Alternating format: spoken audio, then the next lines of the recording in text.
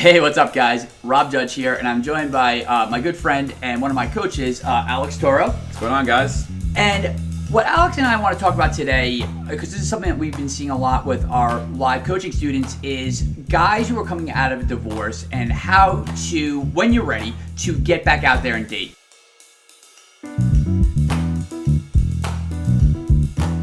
You know, sometimes, we see these clients that have been married 10, 15 years and they get divorced. Sometimes they kind of saw it coming, and sometimes they just get the rug pulled out from under them, and that can be tough. That's a huge life changer outside of your comfort zone, and now you're like, finally when you're ready to get back out there and start meeting women, which a lot of these guys kind of are. They are. That's one. Yeah. That's the one silver lining to all this. That they're like, all right, well, and they're surprised at how much the dating scene has changed. I mean, I've seen how much the dating scene's even changed in the last 5-10 years with Tinder and all the other things. Yeah. So we just want to put together a quick video for those types of guys. If you're coming out of a divorce, if you're in that situation and you're watching this video, it's probably because you're like, all right, like I'm ready to get back out there, but where do I start? Not only where do I start, but also how do I get started, in the most effective way possible, the most efficient way possible, so that you're not wasting your time spinning your wheels.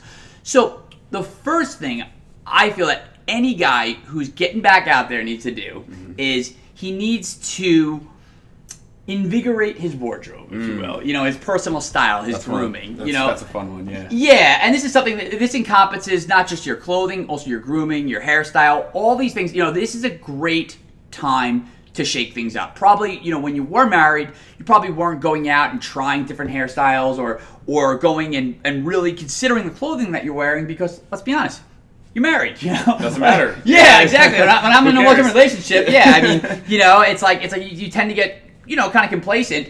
So this is a great time to really reinvent your personal style. So Alex, what are some of the suggestions that you've made to coaching clients about invigorating their personal style? So one of the things is I found with a lot of my clients that are, getting out of a marriage is, they'll go to like Ross Dress for Less or, just sort of a what do you call those? Basic stores where you buy like really cheap clothes, and they'll see a shirt for like $10 and be like, "Oh, it's $10." They don't really care. They don't really think about it. They don't even try it on, right? Mm-hmm. And so they look at that shirt, and because they're used to buying that shirt, and their wife is used to seeing them in that shirt, it doesn't matter, at all, right? So one of the things I say is to go through your wardrobe and just start giving stuff away. I mean, if it doesn't fit you right, doesn't make you feel like a man, like you're confident, give it away. I'm right. So go. And then I would say is go to a department store and just talk to the lady there, right? Talk to her and say like, okay, look, I'm looking for something that's going to make me feel more confident. Try on some different clothes. Maybe try on a little bit more dressy stuff and something that makes you feel a little bit more confident. Yeah, exactly. And there's a lot of good information out there on the internet about how to dress to your skin complexion, to your your hair color, your eye color, all these different things. And so you should also be cognizant of which personal characteristic you're trying to highlight. So if you get complimented a lot on your eyes or your hair, or maybe a guy who's a little bit more buff, you want to accent those aspects of yourself, and using your wardrobe to do that is a great way. Also, too, you should also be dressing kind of in a way that's a sexy stereotype. Whether it's like like the bad boy, or like more of like a kind of a military style, or something to that effect, because women are looking for that. If you think about the way that you're dressed, it's almost like a uniform, right? It's like you're putting on a uniform, and you want to put on the uniform of a winner, of a sexy guy, of a guy who is attractive to women. You don't want to be putting on the uniform of, for lack of a better word, a loser, right, or a guy who's a lazy guy who doesn't take time on his wardrobe. Yeah, exactly. Yeah. Like a lazy husband. Yeah, which you're not anymore. Yeah, that's not you. Yeah, so that's definitely something also too that you want to kind of look, and whether it's looking through magazines, doing a Google image search. It's so easy now to find a look that you think is cool and might be a little bit outside your comfort zone. And that's the other thing too. A lot of the times, whenever I'm coaching clients and I'm giving them this advice, I usually tell them, look, like you're probably not going to feel totally comfortable in the clothing that looks good on you at first, because it is a little daunting. I mean, I know when I went from like even back in the day when I was upgrading my wardrobe, I see things on other guys like, oh, well, that's cool for him, but I could never wear that, or that's not me, you know. And that's if you're saying that probably is you, but just the 2.0 version of you. So that's something to consider. The other thing too, and we're not going to go into all the specifics of it on this video, but you could obviously Google this or look into it. Is getting a hairstyle that fits your facial shape. This is something that a lot of guys overlook. Something that I overlooked for a long time, but your hair is so much a part of your personality, or so well, I'm going to say for guys who are balding, just shaving your head, but that's a statement. But you want to make sure that your hairstyle complements your facial shape, because even if you have the coolest hairstyle in the world, if it doesn't complement your facial shape, and again, everyone has a different facial shape. There's triangular shapes, there's square shapes, there's oval, there's oblong. I mean, again, if you do a little research on this, you'll see there's a lot of information out there on the internet. And if you don't know, you could ask a barber, you could ask a hairstylist what your facial shape is, and look into a hairstyle that really fits that facial shape, because that's something that you can do literally that will change your appearance and change the way that women respond to you basically overnight, which is crazy. And I was going to say too is feel free to Google a celebrity that you feel like has a similar facial shape as yours, or even just go on Google and put oval or whatever facial shape, and then look at the different haircuts, and feel free to bring in that haircut to your barber or your salon, right? And say, look, I want something that feels like this. You'd be amazed. Once you get a haircut, you feel like a new man. You go to the shop, you get some cool clothes. I mean, here's the thing. With regard to clothes, I was just going to sort of piggyback on what you said earlier, right? There's so many different styles out there, and I think a lot of guys that are coming out of divorce, they get like you talked before, is they get scared. They're like, that's just not me, and I don't, and there's some people that say oh, I don't want to look like a 22-year-old kid. I want to look like somebody of my age. And the truth of the matter is there are people that are in their 40s and 50s wearing vintage clothing that looks great. Some of them, don't feel good in that, right? So you have to really sort of play around with it. But once you get that haircut and change up your wardrobe, you feel better. You feel more confident. You're ready to go out there and start meeting women. Yeah, and I mean, and obviously we would give all the advice hitting the gym and a skincare routine, all those things, and those are all things you should be doing too. But those are things that are going to take longer for you to actually see the results. I mean, if you decide, okay, I'm going to get on this workout regimen, at best, it's going to take 2 to 3 months before people really start noticing the changes. But like a haircut, changing your style, that's stuff that you'll see that immediately is going to let you right out of the starting blocks. You're going to be going full steam ahead. And then once you make those changes, and like Alex said, you start feeling that confidence, you start feeling good, you're starting to feel like this new man. Yeah. You want to immediately get back out there on Tinder, especially the app dating. That's something that I think a guy who's been married, he probably hasn't. Maybe if you have dipped your toes into it, that's maybe the reason that you're you're divorced now.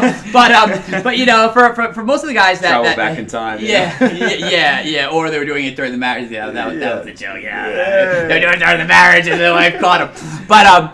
But with clients that are a little bit older, they assume that either number one, they don't they know nothing about Tinder, oh, what is this? Or they assume that it's only for young people or that kind of thing, or that whatever your assumption is. Let me tell you, get on Tinder, get on Hinge, get on Bumble, get on every dating app you possibly can. Go out if you can, hire a professional photographer to take your pictures. I mean, with the phones these days and the hot technology, portrait mode, you can get some real, if you just look up, again, Google is your best friend here, look up flattering lighting, that kind of thing, and you can get some great pictures on your own just using the timer on your phone, and some natural lighting, or having some, not even studio lighting, just rearranging your lamps a little bit.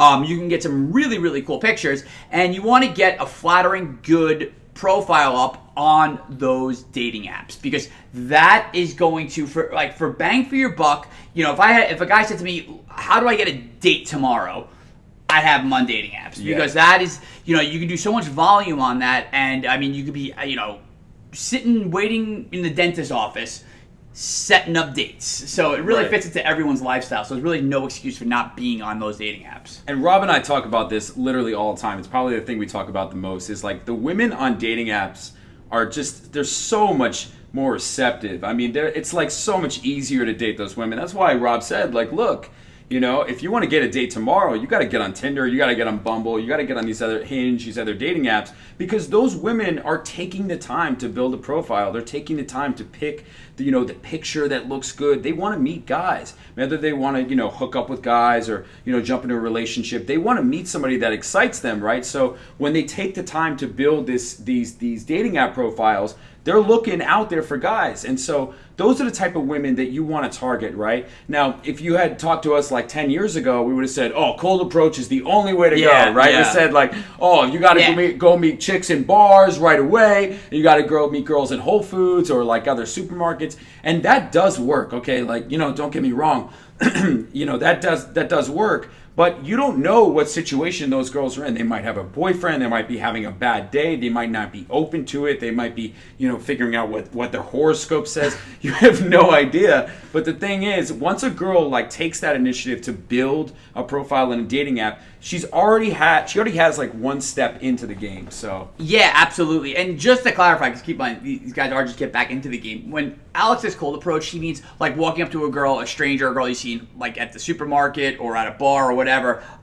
That's what we mean by cold approach. And like Alex said, that's definitely a great thing to do. But that that takes there's a little bit of a learning curve to learn how to do that in a way that's going to come off attractive and it's going to go the way that you envision it, because when you first start approaching strangers, unless you're just naturally good at it, which I've met very few guys who are, it's going to go pretty disastrously. I know when we first started, it was train wreck after story after story, and that's kind of how you learn a cold approach. So and that actually brings me to the third and final point of what a guy can what you should be doing to take control of your dating life, and it's exactly what you're doing now. You're taking the time out to look into how to meet women effectively. There is now like a whole industry around this. There's tons of YouTube videos. There's a ton of great information. There's some bad information out there for sure, but there's also some really good information, some really useful information. So if you are really serious about taking control of your dating life,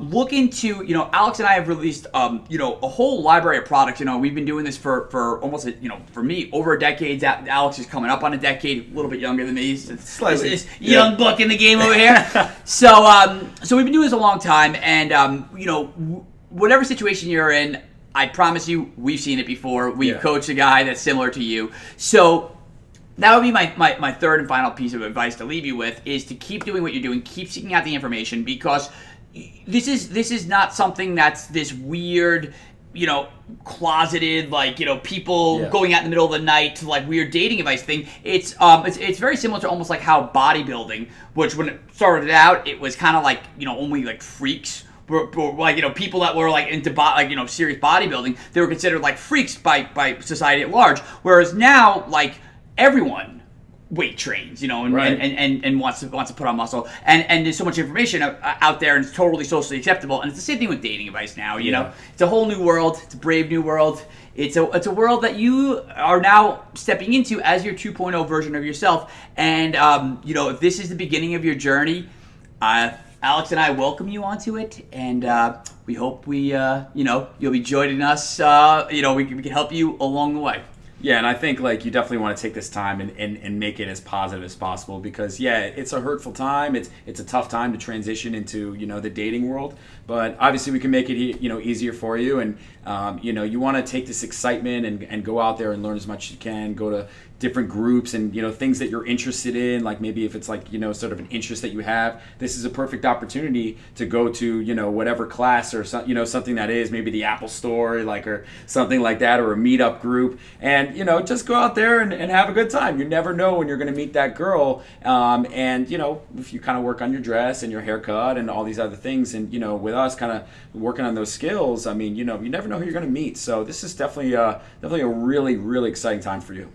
All right, guys. So in the link below, we're going to link to something cool for you guys. I don't know if it's a PDF. We haven't decided what it's going to be yet. But there'll be something cool below. So look below. Yeah. Just click below. Yeah. All right, guys. And thanks for joining us. And good luck. Good luck, guys.